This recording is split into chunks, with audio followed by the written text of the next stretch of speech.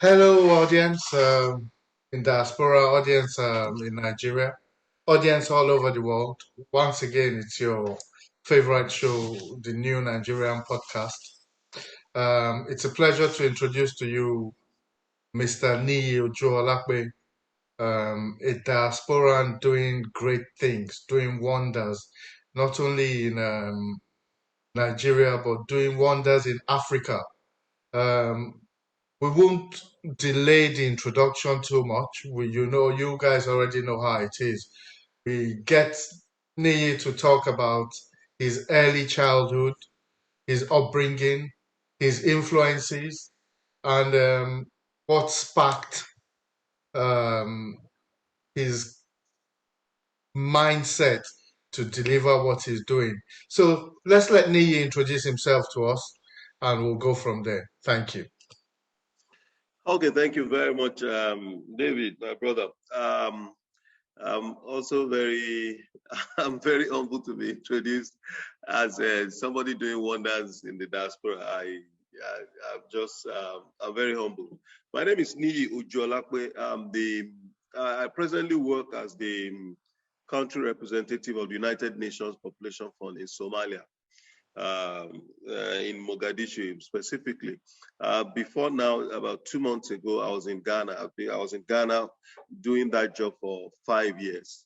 Now, if I may introduce myself along the lines that you requested initially, which is my background. I grew up in Accra. My father is a retired judge now. I mean, he was a judge as at that time, Justice E. Ojuolape. And the influences of what we used to have as high court justices then easily, I mean, caught up with me in the sense that a judge as at that time should, they are not even supposed to be attending parties. They are supposed to maintain a very sedentary life. They are supposed to be very, even ascetic in so many ways. They are supposed to live pious lives. And so in that circumstances, growing up in that home, I mean that easily caught on with me. And so I attended primary school in Akure Omole Nursery Primary School. I also have quite a number of us that eventually went on together to the secondary school, Federal Government College, Idoani. And then from there, in 1985, when I finished, I got into the then Ondo State University in 1986. I graduated in 1990 in banking and finance. I had a bachelor's in banking and finance. I then went on to have to obtain another master's in finance from the University of Calabar. Then I also have another finance. I also have another master's degree from Bocconi University in Milan, Italy. Where I studied masters in the management of international organizations. And but between my primary school, secondary, I lived a fairly sheltered life.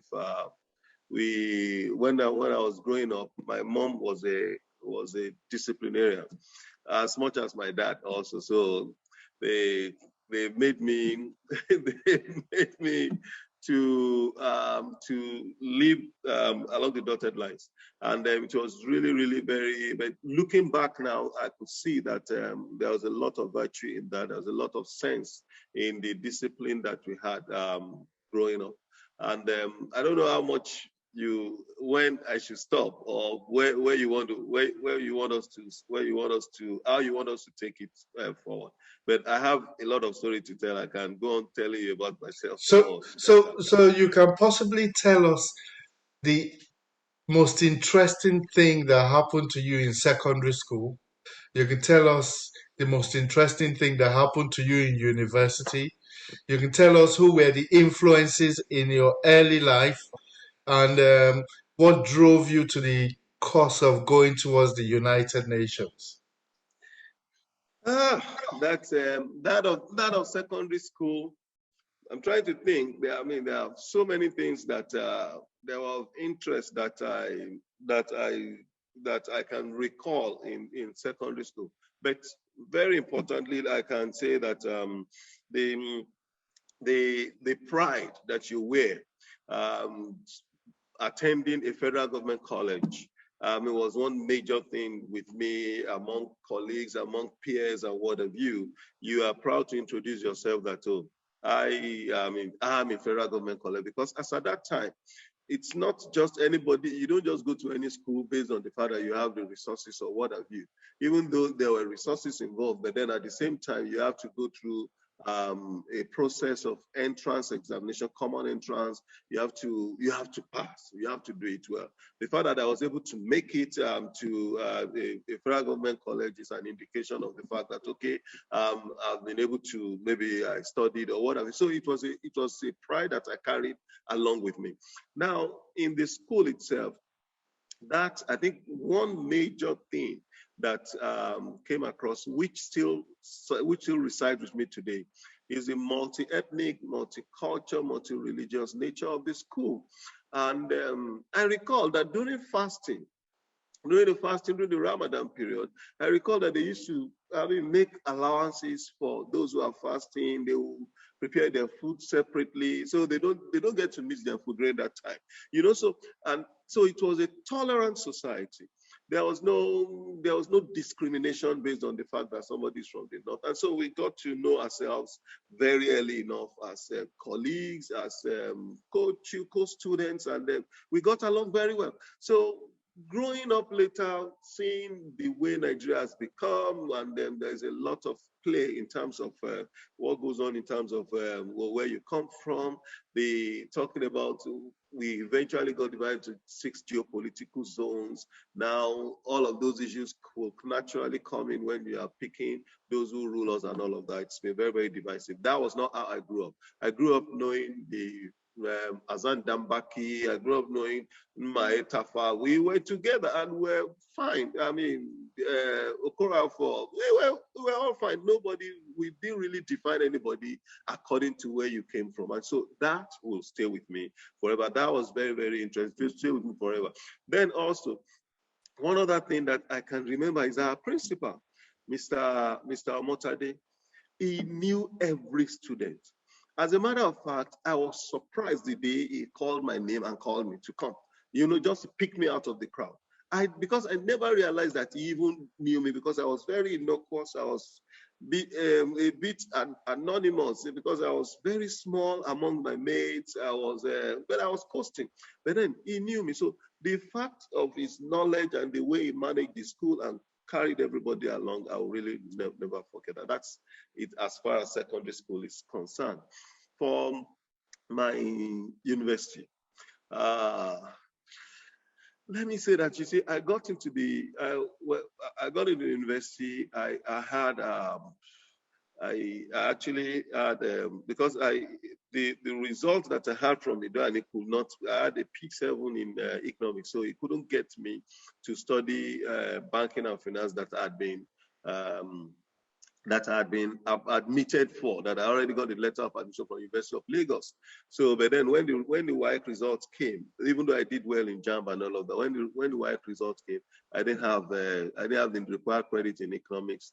And you see, with my parents, you don't even begin to talk about that. Oh, how would you help me to rig it? It was just go back. So I had to go back to retake. And fortunately, when I came out of when I retook the papers after a year, I had straight A's. I had 8 A's from in my WAEC results that year, 1986. So there was very high hopes for me when I was going to the university that you will do well, you should stand out, you should have a first class and all of that. But it didn't really turn out that way when I got, because I was also very young among my mates. We had to be doing all sorts of things. So I didn't really catch on like that. And I was actually in my class. I was actually among a group of about 3 or 4 people that they would call NFAs that time. That's people with no future ambition that were just coasting.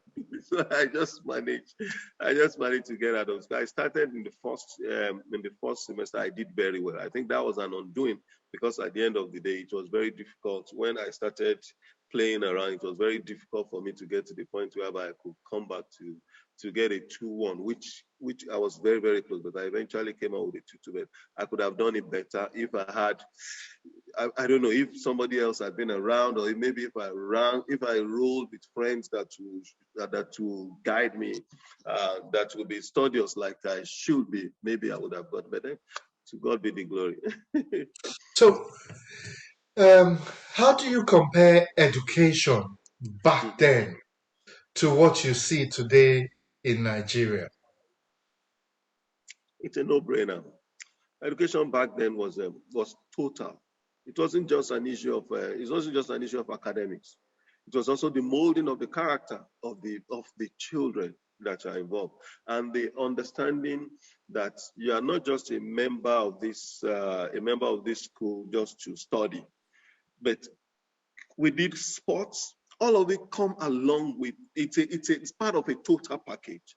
So the mold, the character, the religious upbringing and teachings comes along with it. We go to chapel, they teach us. Then we had social gathering. So you had the social part, you had the religious part, you had the academic part, you had sports, you had debating and what have you, music and all. So it was total.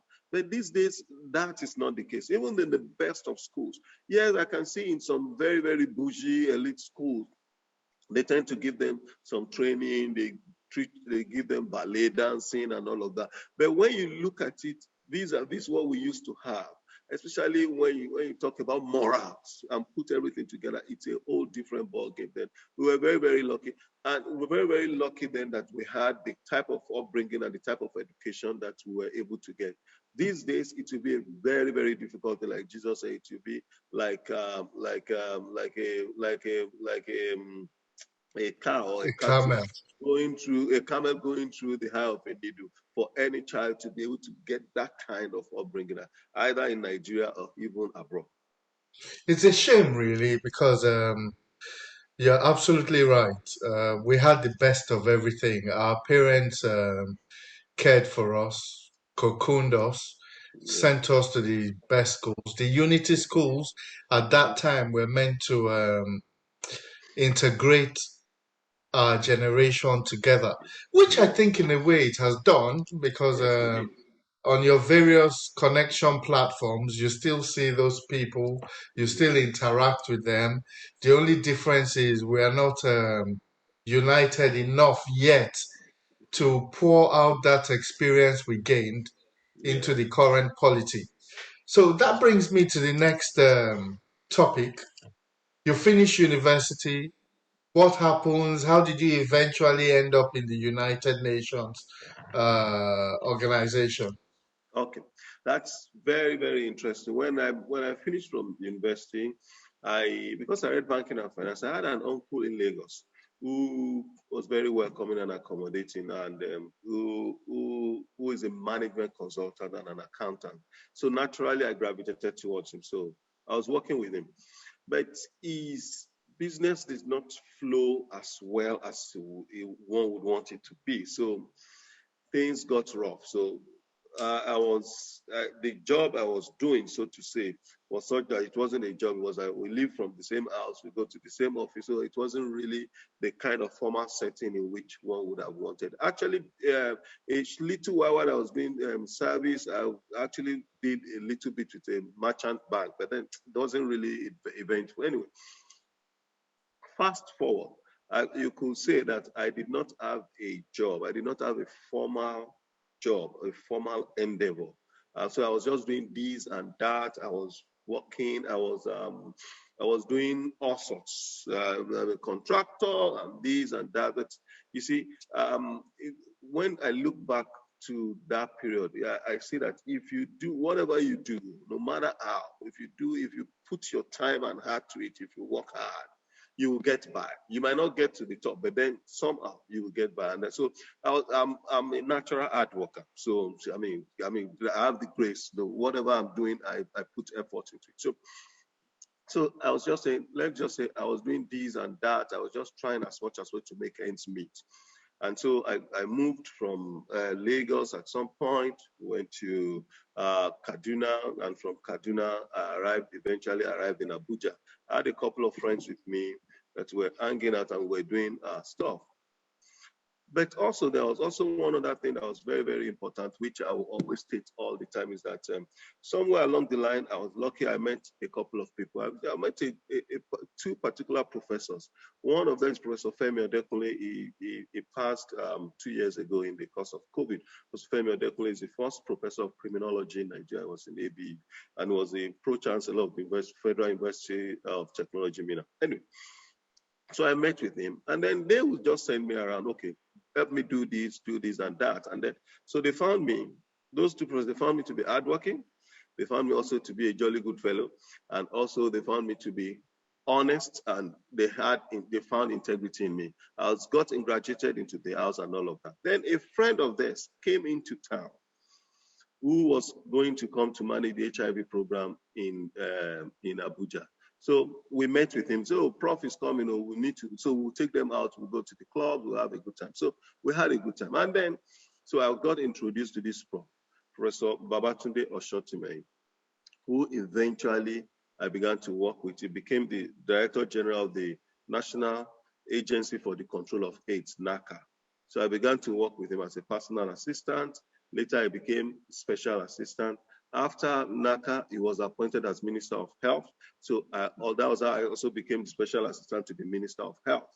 Then thereafter, we're working together. He was appointed as the executive director of UNFPA, United Nations Population Fund, where I'm working at. That was how I also became the special assistant of the executive director. From day one, from the beginning, he took me along. That was how I started working for the United Nations. It was a really, really lucky break.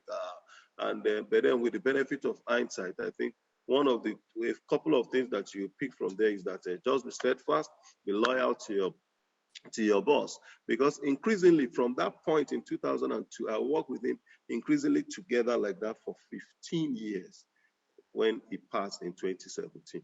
So that was how I came into the United Nations system. But then, and the mentoring, the automatic mentoring that I had while working with him gave me quite a number of, in building me a number of qualities and style of working and what have you, which is standing me out at this point in time in the course of my work, even within the organization and outside of it. So that's how I came to be. A great man he was. He took you under his wing, Yes. mentored you, put you through the ropes. Yes. I'm quite sure he's of blessed memory now. May his soul rest in peace. If he was Amen. still about and healthy, you'd still be working with him in the United Nations. So after his passing, Yes. which must have affected you a great deal, how were Yes. you able to continue on that path? And tell us a bit about what you're specialized in with the United Nations that's carrying you from country to country with particular reference to the African countries you've been working with recently. Okay. Now, you see, as a special assistant to the executive director gets to go to so many places. And so, given the fact that I was working with him, I also got to go to so many places. By virtue of my position also, I was able to see the entire organization. It's a global organization of about 5,000 staff, and we're in 150 countries on ground in 150 countries. And so by virtue of that, I was able to see at a global level what it is to manage an organization, what the visioning is, what the guidance is, what the process is, the management of it, the security and safety aspects of it, administration, programming, the things that we need to do on ground, and also framing the issues that we think is our agenda and making sure that they get to the people. So while working all through, but then it got to a point whereby it was obvious that I've gotten enough experience to transit from being a special assistant to moving into managing people, having my own team. So there's what we call the leadership pool, which we have within the UN. So I applied to the leadership pool. The leadership pool is a very rigorous thing that you can't even, nobody can help you to do it. You just have to do it yourself because by independent evaluator. So we have 10 different types of assessment. So we had to go through all of it. And then some people were very skeptical that, oh, this is just prompts going, you will not be able to do it. Somehow, I came out third among a pack of 40.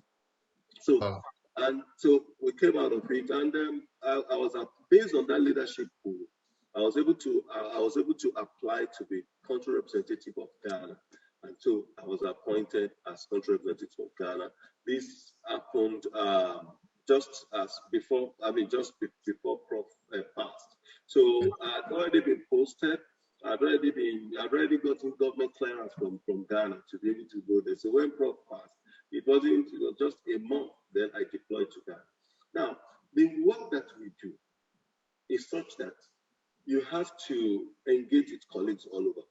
The programs and the operations that is involved, the trainings that you have to go through from one place or the other, or the conferences or whatever that you have to attend, would naturally take you across to so many places to do things. In some places, your colleagues might say, "Oh, please, I need you to help me talk to my staff or to do this and that." So that's why I get to travel to so many places. There are conferences, there are trainings, there is an exchange, there is a South cooperation and whatever. But then the gist is that I used to then after a number of years, you are expected to, when you are in the league of country representative, you are expected to rotate from one place to the other. There is a pool, there's a rotation. So I was in Ghana after spending the statutory 4 years. I mean, that's our usual tour of duty in places like Ghana.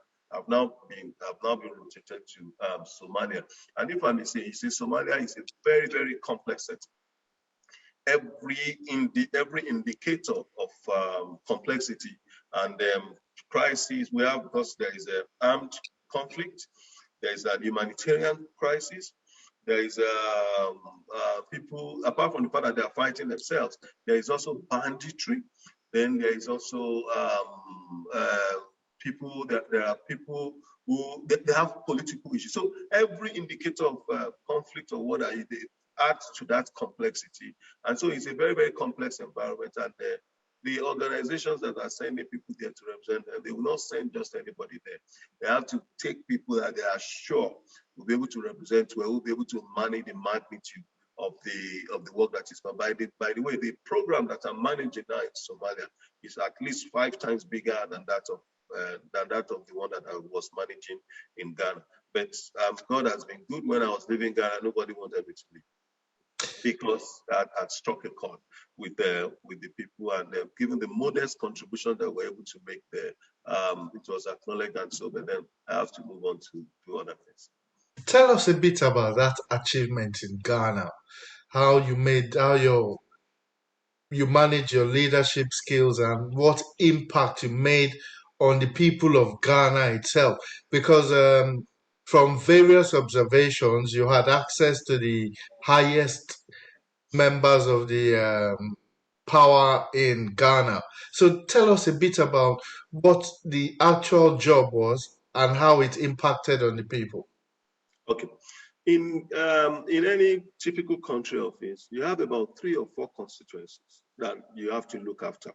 One is the government, because it is government that allows you to come into the country, and the government is like the principal partner that we need to work with. That's one. Secondly, it is other stakeholders. Let me say civil society, other people that you need to work with, implementing partners and whatever. Let's say that that's it. That's the second bucket. The third one is that you have a country office to manage. You have staff to administer. You have things to do in order to get the operations going. So you have people to work with you. So the administrative part of it is also very important.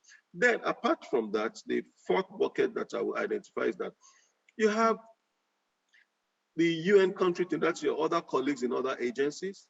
You have that system, as well as the donor community, who are the ones who support us. So all of that. So in all of that, one needs to manage well. So when I got into Ghana, I mean, this just came to me naturally. Maybe also I will still go back again to the mentorship and the training that I got naturally from Professor Oshotime. God bless his soul.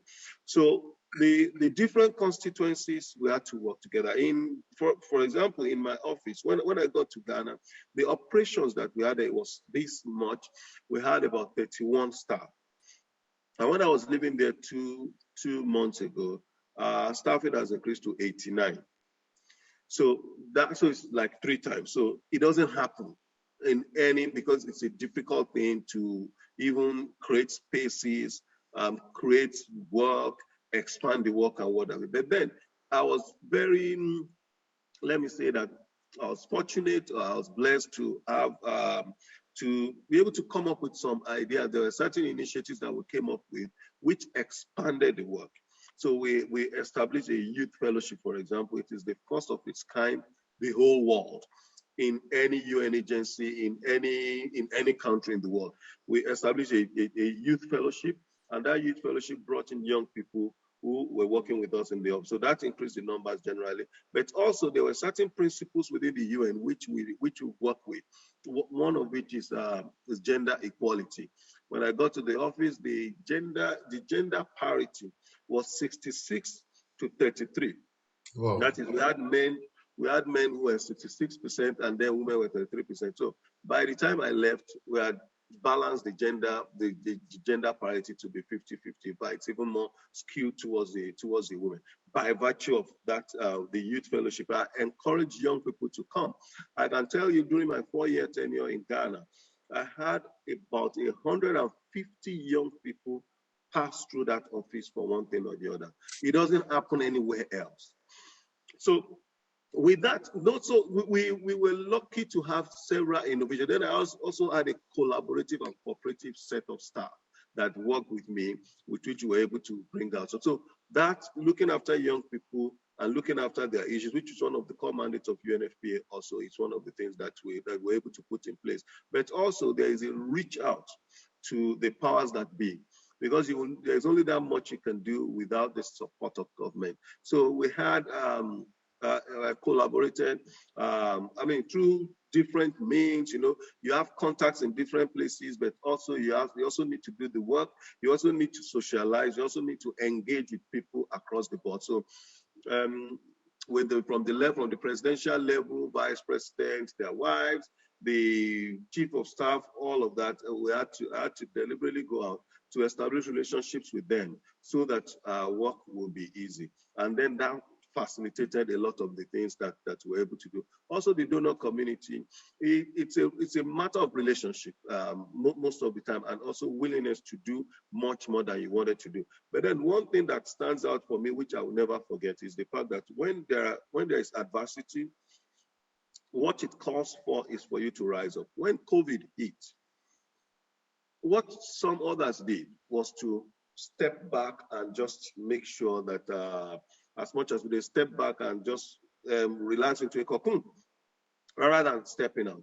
But rather than see COVID as a problem, really, and because of that, if I was risk averse, we would have stepped back and reduced the operations and be very, very careful. But then I'm not a risk averse person. I try to push the bar.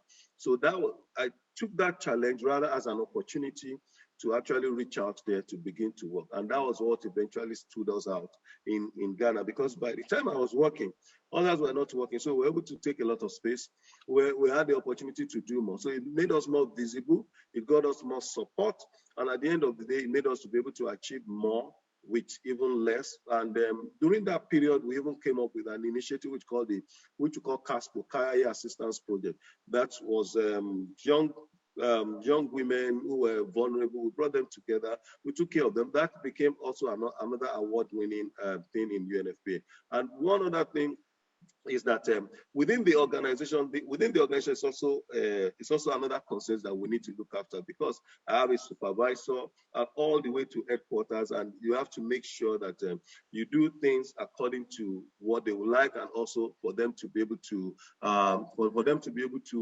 endorse what you are doing. So one thing that we did also was that we made sure that we have this census initiative. We had census last year in Ghana. It was successful. It was given the support of we were the principal partners, development partner. We're leading the development partners part that was supporting Ghana Statistical Service to deliver on that census. An initiative that we introduced in that census eventually became an award-winning thing because it is the first time also in the whole wide world that we had an independent monitoring of a census, and it came out well, even though there were several risks to it. But then, let me know, boy, so but No, no, we were able to do so we many are things. enjoying you because what the kind of work you do is intense and it also impacts a lot in society. So Yeah, your 4 years came to an end in Ghana. yeah, Unfortunately, they have to move you on, and yeah, they've moved you into Somalia. yeah. What was the reception like when you got to Somalia? How are you adapting to Somalia, and what do you intend to achieve within the next 4 years in Somalia? Actually, Somalia, like I said, is a very different setting, very, very different. It's a different context. It's a context that we call in the UN, we call it ad duty. It's an ad duty station. Apart from also being ad duty station within the UN, we also call it a non-family duty station. That is a place you have to go that you can't take your family along with you. So our duty are places whereby you see humanitarian issues, you see, like I said, there's conflict, and there is terrorism also, it's also an issue. Then there is divisions within, there are so many, so it's a different context. But you see, on arrival into the place, they run a federal system that is ideally a federal system, just like Nigeria. And so, if you are from Nigeria, you know that we have six geopolitical zones. You know that We, we we, have 36 states. we will hold fire on Nigeria because that's an interesting topic. Let's Yes. just let's concentrate on Somalia. Thank Okay. you. So it's very much like Nigeria. And so they have their different things, they have their different idiosyncrasies also, which you need to take into account. But one thing that stood out for me is that in meeting with people, with government officials, and the stakeholders, once they say, "Oh, you are from Nigeria. Oh, you understand us. We are the same because we speak straight. We have so that's what. So I had a good reception from the people. That's from the beginning. But the context also, let me also mention to you that we, because of the security and safety issues within the place, we have the place where we stay.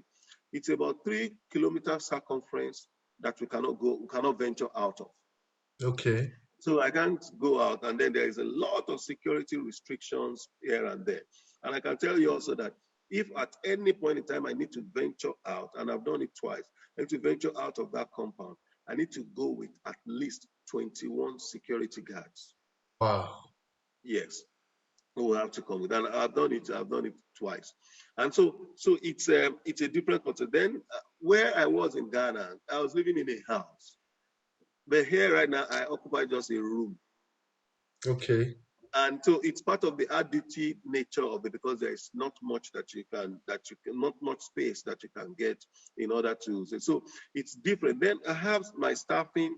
I have 4 different offices where people need to work, and I have to control them. But where I even am is such that I don't even have the luxury of maybe a meeting room where you can say you can meet yourself. So it's a different setting, but it's also I see a lot of advantages there. There are actually a lot of benefits in there because also it means that there is work to be done. And given the fact that there is work to be done, I'm ready to do the work. And so we have started engaging as necessary. And then I can see there is a there is a there is a light at the end of this tunnel, which I'm very, very sure of that we'll be able to crack a code here and also deliver goods for the people of Somalia. We're already on track, and I also have a group of staff that are wonderful, fantastic, they're very, very receptive, and then the leadership I'm providing and the vision that I'm providing, they are tagging along, and I believe that we'll be able to do something that one can write home about. Fantastic. Your family are in the United States, I take it. Yeah, You've got 3 kids, I believe. yes. Um, all schooling in the United States is a different ball game from how you grew up. Um, Tell us a bit about your missus. Tell us a bit about your family. I'm sure the audience will want to know how you are willing to sacrifice that time to go to Somalia and live in one room, and what you think you're providing for the children and the missus. How did you meet the missus? Tell us a bit about your family life. Okay, let me. quickly let me quickly mention that. Okay, I met my wife and we got married in 2006 in Abuja while I was still living in Abuja. And then thereafter, things went on. And then we moved to the United States to the headquarters of UNFPA in 2011 when I came in here. And so the family has been here since then. The boys, I mean, I had two of the boys by the grace of God while we were still in Abuja. So, but the third one was actually born in the US. And so interesting, when I was going to Ghana, the idea was that, oh, they were going to stay here. So they stayed. But then by my second year, my first boy agreed to come with me. So he came to school In Ghana. in Ghana. So the Wow. second one also followed the following year. So they were with me in Ghana, but then they were in a boarding school in Ghana, my international school. So they only just finished they only just vacated at summer now, and so they Yeah. just came back to the US. A decision about if they will go back or not is a different. But I actually encourage their moving there for them to get the African feel Mm. to because there is only that much that an African child can get here in terms of the flavor, the real flavor of it. So I just took them there. It should have been Nigeria, but then it should have been a difficult thing for me to be in Ghana, day schooling in Nigeria, then my wife and the last kid being here. So but then they were in Ghana so that they can get another car. And I'm happy that some culture, values, and what have you that are African in nature, which are good, they already caught it on in Ghana. So they spent 3 years and 2 years respectively there. So excuse me. So we came. So we are here in the US. My wife is a lawyer. Actually, used to work with NAFDAC in Nigeria. But then in the course of time, when we had to come here, so she had to sacrifice and how to begin to work to come over here. I mean, to take care of the kids. And now she's in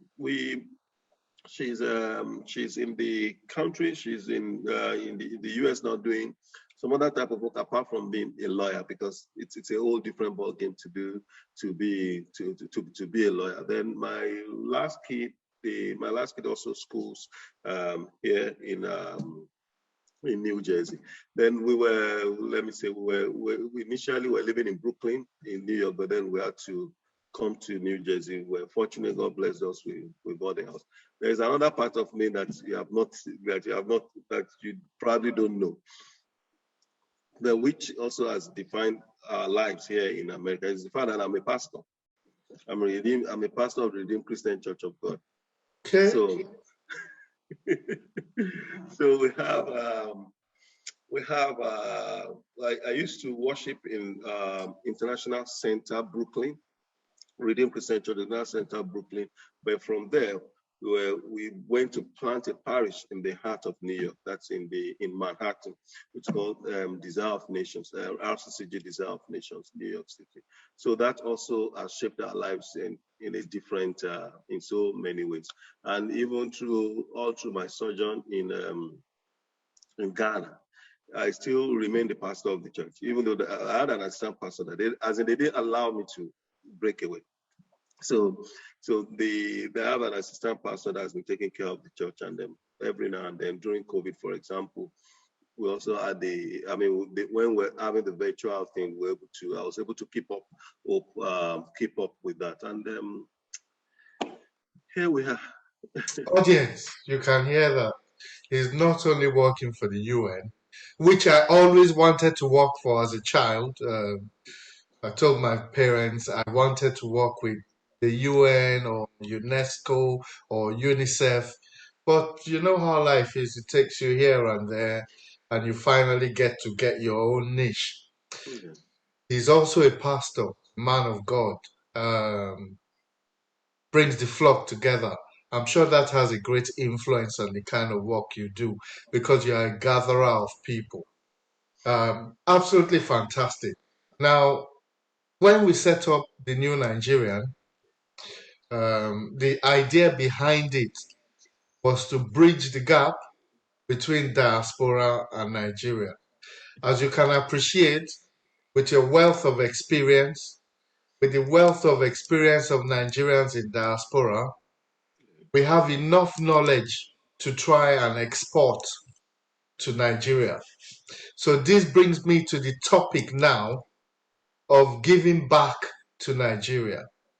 Um, you've done 4 years of giving to Ghana. Now you're about to start a sojourn of probably another 4 years of giving to Somalia.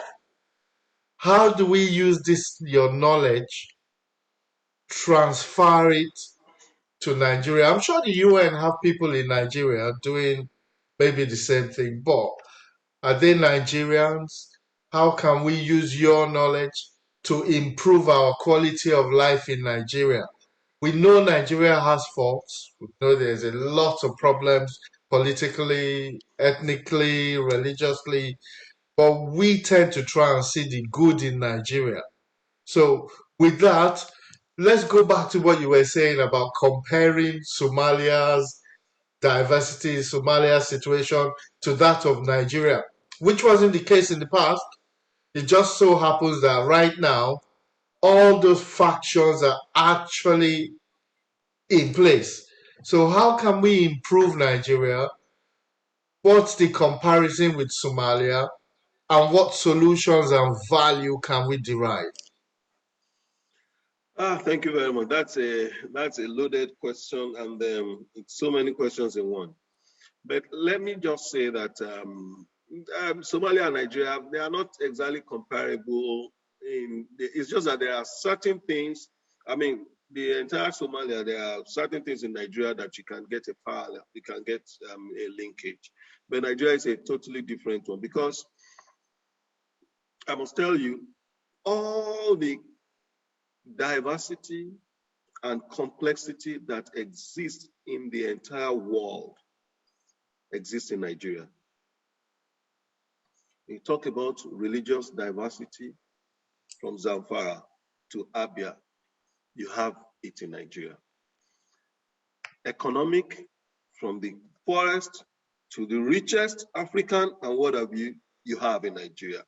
Education, religious. I mean, in so many ways, in terms of health and what have you, there are certain parts of Nigeria that will meet the SDGs in certain areas, whereas certain parts of Nigeria will be the worst across the globe.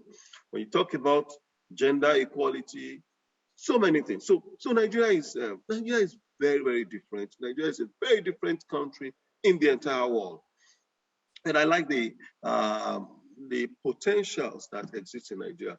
You mentioned the fact that okay, how can I can tell you that I'm very, very much in touch with my roots in Nigeria, and in some way, whichever way in which we can provide support, we tend to. Um, for example, I can tell you that the newly elected governor of Ekiti State used to be my colleague. We were in the same hostel in Ondo State University at Ekiti. So Wow. yeah, so he's my good, and I'm in touch with him in some way, even in the process leading to this. And I have quite a number of people that we've worked together. I mean, that we used to be together either as students or friends or what have you, who are in government in some way. And the newly appointed minister of state for transport, Honorable Ademola Adegoro, is also somebody that we grew up together, who was with us in secondary school, were the same primary. We actually say primary and secondary, so my seniors, my 1 year senior. So I'm in touch with them, and then I have my own contribution to the discourse in terms of different things, and Nigeria is very much within my sight as a matter of fact. I have people like that all over the country who are in charge of things within the country, and they benefit all the way from in terms of advice or what have you. And of course, any opportunity that comes up in the course of time, depending on the situation, depending on how things pan out, I'm really, really interested in the project of Nigeria because I know If it was not going to come out well, you might not be interested. But I can tell you that with the potentials that we have in Nigeria, with the potential, with the young people, with the army of people, the force of character, the aggression of Nigerians and what have you, I can assure you that all we need one day is a good leader. Once we have a good leader who steers the course of the country, the ship of the country, I'm telling you, it doesn't have to take forever. With emerging technologies these days, and with the industrial revolution that is coming up, with the fourth wave of revolution that is coming up, by the time you have one good leader that steers us in the right direction, 3, 4, 5 years, you see a massive change in Nigeria. Why? The potential is latent, it is there. So it's not going to be a difficult thing. People give up on Nigeria, but I'm like, it's not going to be, I mean, it's not a difficult thing. Especially also, Nigerians are very religious. No matter how sinful we are, so to say, Nigerians are very religious, and God always has mercy on his people. When the children of Israel got to the Red Sea, it was like there is no way, things are bad. But then somehow, just one magic one from God, and then we are there. So I believe that Nigeria has a lot of potentials, and we're still going to be a good Nigeria is still going to be a good place in the course of time. I on my own, I believe after my career in the United Nations, I'm sure I'm still going to like to come back to Nigeria too, because I have people there, and then I'm in touch with Nigeria all the time. I have families, I have friends, I have associates. We have a lot, and we're in touch, and I contribute my quota in so many different ways. There are scholarships. I mean, there's quite a lot that I'm in touch with Nigeria in so many ways. That's grateful. That's good. That's brilliant. What would you say to other Nigerians in diaspora? How would you advise for them to also bring their potential to bear on Nigeria? Like you said, we agree. One good leader, I all agree it's a leadership problem or it's a leadership solution we're looking for. But what would you say to the Nigerian in diaspora who has given up hope on Nigeria? What would you advise to those kind of people? Of course, my advice is that they shouldn't give up on Nigeria. And when that time comes, the Bible actually talks about the issue of time and chance coming together. When that time comes, there's already an effort as it is right now, which is in the right direction, we have a diaspora commission. The diaspora commission, part of what they are doing is also to harness the resources that we have, the human resources that we have in the diaspora, to direct them to find a way to contribute to to contribute to Nigeria in different directions. So I think it's a good direction. When the time comes, it will be appropriate. What we will need is a situation whereby we can get the expertise, the experience, and the skills that Nigeria has abroad and harness them to be able to use it for the good of Nigeria. It will happen. The contribution that Nigeria makes, human resources contribution that Nigeria makes to the entire world, I'm not sure there are up to 3 other countries that has that kind of volume that Nigeria has, the immigrant community in different parts of the world. There is nowhere you will get to that you will not see Nigerians. For example, there's one place called Dominica. It's not Dominican Republic. That place is called Dominica. It's a country of about maybe 70,000 people. You have Nigerians there. A Nigerian leads the biggest hospital there. A Nigerian is a major, maybe not the vice chancellor, but then the major university that they have there, which teaches medicine or what have you, is a Nigerian place. So everywhere you get to, you will see Nigerians, and they are proving they are met to. There will come a time when we have the appropriate leadership. I believe that the system will work in such a way that the assets that we have, the experiences, the skills that we have all over the world, through the diaspora commission or through some other mechanism, we'll be able to harness, and they will use it for the support, for the good of Nigeria, and it will work out well. We will get there at some point, I believe. This is what is called the reverse brain drain.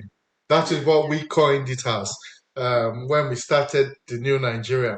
You'll be pleased to know that we're already running various projects in Nigeria through harnessing resources, like you said, the brain resources. Take, for example, the Nurses School program being run by Nigerian diaspora in Canada. Take, for example, the It Begins With You, IBWU scheme, who are running community projects in parts of the south of Nigeria. Take, for example, the agricultural scheme IBW you are also doing. The new Nigeria is part of sponsoring a school in Abuja for orphans, the homeless, and abused kids. Um, we also run a campaign which we call the Feed the Children campaign.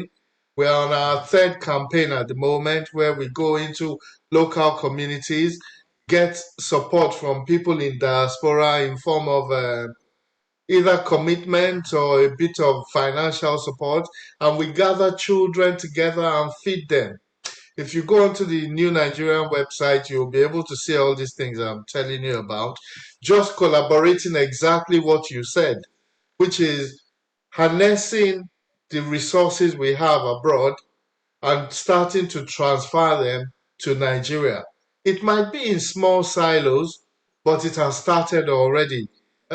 This Diaspora Commission, I don't know much about them yet, but I will study and see if I can get in touch with whoever the people are running the program, because it's important that we not only reach the people they can reach, there's not enough outreach at the moment to all Nigerians. And besides, we don't believe, or Nigerians don't believe.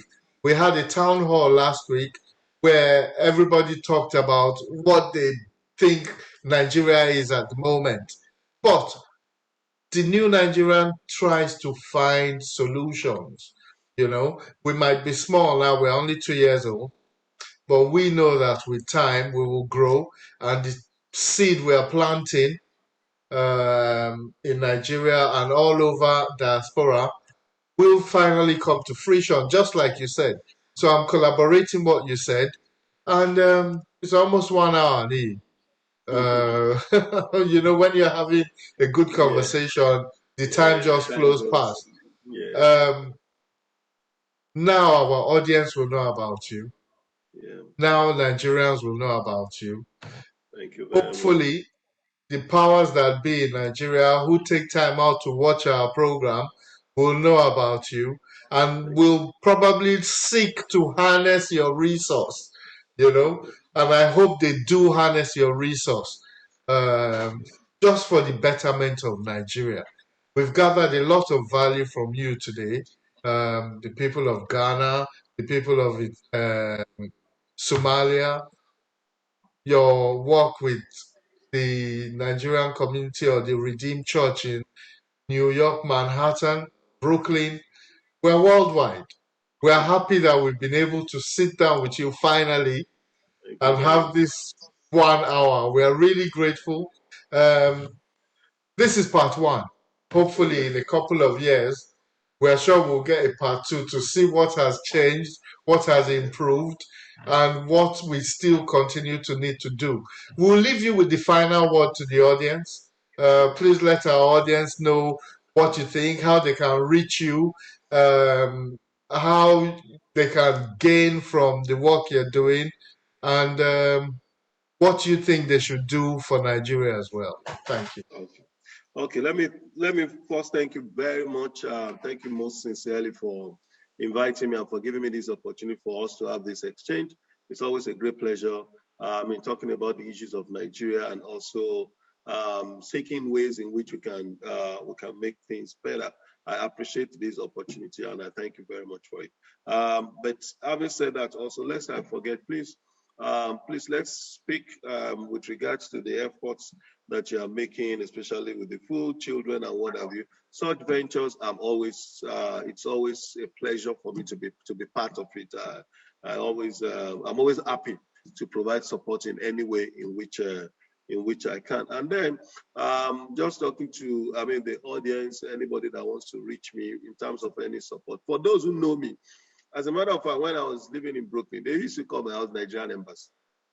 Why? Okay. Because people coming, people, you are going to New York, go and see, go and stay in his house.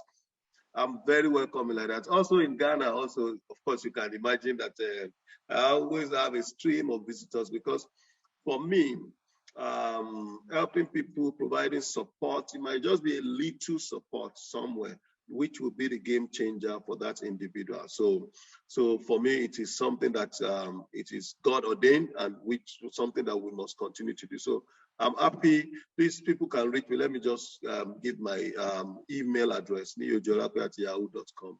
Once you send me an email, that's the best way because I will definitely get to read the emails, and then I will see ways in which we can collaborate. And please carry me along in what TNN is doing. It will be my pleasure to support in any way. And I thank you Thank very much. you. And I say thank you also to the audience for those who take time out to listen to this. Thank you, Niyi. You're a great man. Audience, you've heard it all. There's not much we can say today, but we assure you of a part two in a year or a couple of years' time to see the progress of what this conversation has brought about. We'll let the audience go now, and then I'll have a few minutes with you before I let you go, okay? Thank you very much. Okay. Thank Thank you you, very much. Thank you, everybody. everybody. Thank you.